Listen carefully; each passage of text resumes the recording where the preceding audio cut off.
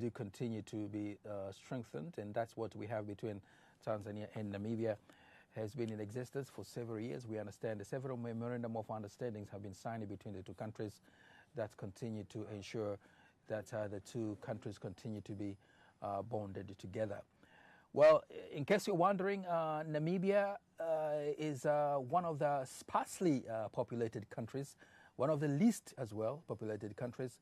It's the second in the world after Mongolia, which is actually offering a great opportunity for other people as well to get to know it better and probably get opportunities to work with the country of Namibia.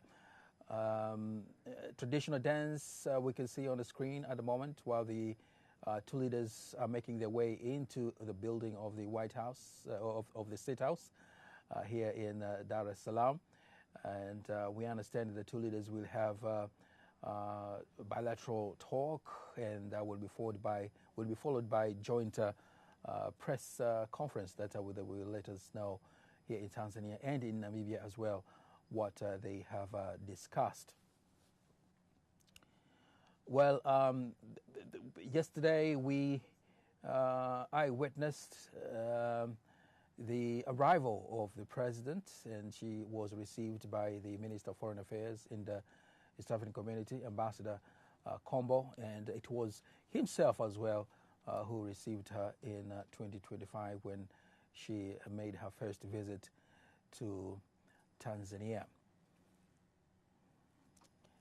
I think now what will follow is for the two leaders to head to the place that they will hold talks while we can see Tanzanian traditional dances going on the screen. Well, the president of Namibia do have a very long political history. We understand by the time she came to Tanzania in the 1980s, she was the chief representative of SWAPO, the political party that played a key role to ensure the political independence, economic independence, full independence of Namibia in 1990. And this is the party that got a lot of support from Tanzania at that time under the late Julius Kambarage Nyerere to ensure that the southern part of Africa is being liberated. And thereafter, she ever served as well as the vice president of Namibia, and thereafter as well the vice prime minister of Namibia, which eventually led her to be elected as the president, full president of Namibia, which that was in 2025. She'll be here till tomorrow here in Tanzania. A lot of activities that will be going on. TBC Global will be bringing you live and letting you know everything that will be going on during her visit here in Tanzania. Yes, as we can see, traditional dances still going on as they are still heading their way to the place that will hold talks, at least to explore ways to strengthen bilateral ties between Tanzania and Namibia. Namibia, as the country, its economy mainly depend on mining, we understand, especially diamond, but also there are other key areas that the country continues to ensure that they are being strengthened. I've seen a lot of times the president of Namibia, Dr. Daitwa, emphasizing to ensure that Namibia continue to create job opportunities for especially young people in Namibia, but also to ensure that natural resources that Namibia and the whole of Africa does have change meaningfully the livelihoods of individuals in Namibia and in Africa. Joining me for this live broadcast from TBC Global is my colleague Rose, who will be here as well with me to let you know exactly what's going on at the State House here in Dar es Salaam. This is TBC Global. Rose, anything that you have to share this morning about after the President of the United Republic of Tanzania receiving the President of Namibia, ready for the talks that later on we'll know what they have discussed? All right. One thing that has really come to mind that I'm still thinking about is the fact that this is the second time the President of Namibia is visiting Tanzania. It's not quite an easy opportunity for many countries whereby a president comes 1 year, then after a few months, we get to see the president coming back once again. So one thing that has really come to mind is the fact that I think about this shows how much Tanzania is a growing importance, and also a trusted regional partner for a country like the Republic of Namibia. And at the same time, it also puts Tanzania in a position of it being a strategic investment destination for so many countries all over the world.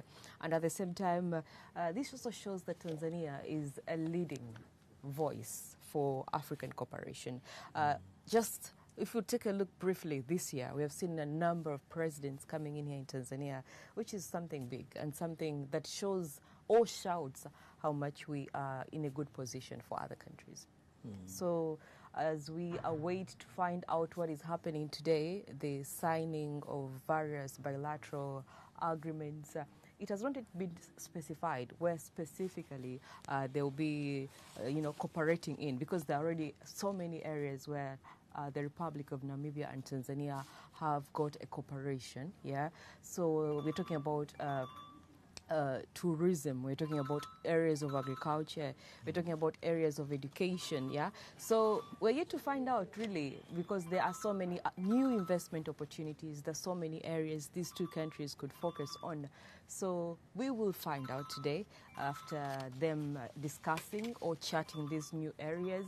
And at the same time, we will find out when they hold a press conference to speak to the public. So we are really looking forward for all that right here on TBC Global.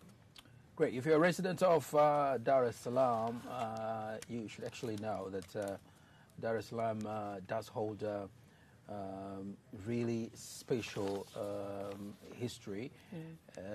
It's a city that ever hosted really the leaders that I would say really great leaders of Africa. We have like Samora Machel ever stayed in Dar es Salaam during the liberation struggle. We have Robert Mugabe of Zimbabwe, I think pretty much one of the well-known leaders definitely in Africa. Kenneth Kaunda as well from Zambia ever stayed here in Dar es Salaam. Yoweri Museveni not only stayed in Dar es Salaam but also studied here in Dar es Salaam. We have Nelson Mandela. We do know about Nelson Mandela several times when he visited during his lifetime, visited Tanzania. He kept on praising the support and the cooperation that he received, and the country of South Africa as well received from Tanzania during the liberation struggle. Eduardo dos Santos of Angola as well. Sam Nujoma, the first president of Namibia, the same country that is being led by Dr. Ndaitwa at the moment, ever stayed here in Dar es Salaam. Thabo Mbeki as well. The number is endless. Indeed, and so you can see how central Tanzania has been, especially in the liberation struggle for the African continent. Definitely. As we continue to find out more will be coming in the studio of today, and we'll find out more after the press. We'll find out more because we'll find our President, Her Excellency Netumbo Nandi Ndaitwa, will also be going to the central part of Tanzania, that is in Kongwa, whereby she will be visiting or paying her respect, that is to the cemetery of Kongwa, where there were freedom fighters that used to reside there. So we're going to take a short break, and I think in a few minutes' time, then we will return.